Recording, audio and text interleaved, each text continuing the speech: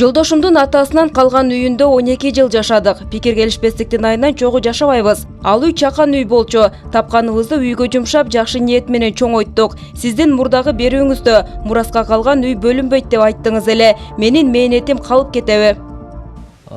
Туура айтасыз.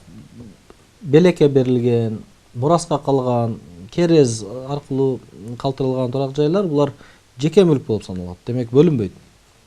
Бирок сиздин учуруңузда, демек, эгерде ошол турак жай чакан болгон болсо, ал турак жайда сиз келгенден кийин кыйла наркын жогорулаткан болсоңор, аны ошол ремонтуна, капиталдык оңдоп түзөөгө бир топ мындай, кандай деп айтсам, ошол турак жайдын баасына тең келген акча сарпталган болсо, кошумча курулмалар курулган болсо, мындай учур Жарандык кодексинин 275-беренесинде каралган. Мындай мүлктөр жалпы мүлк деп сот аркылуу табылышы мүмкүн. Себеби дегенде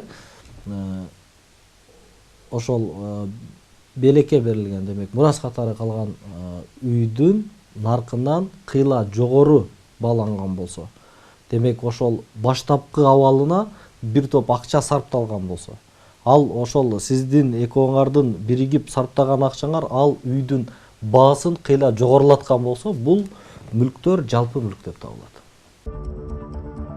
Кыргыз Республикасынын Жарандык кодекси 275-берене жубайлардын жалпы менчиги. Эгерде мыйзамда же жубайлардын ортосундагы келишимде башкача каралбаса, алардын никеде турган убагында жыйган мүлкө жалпы менчик деп саналат. Никеге турганга чейин жубайларга таандык мүлк, ошондой эле алар никеге турганга тартуу же мурастоо иретинде алган мүлк алардын ар биринин менчиги деп саналат.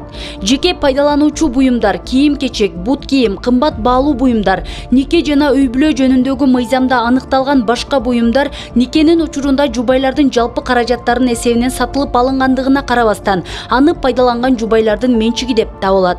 Эгерде никеде турган учурда жубайлардын жалпы мүлкүнүн эсебинен ал мүлктүк наркын кыйла көбөйтө турган салымдар жасалгандыгы аныкталса, жубайлардын ар биринин мүлкү алардын жалпы менчиги деп таанылат.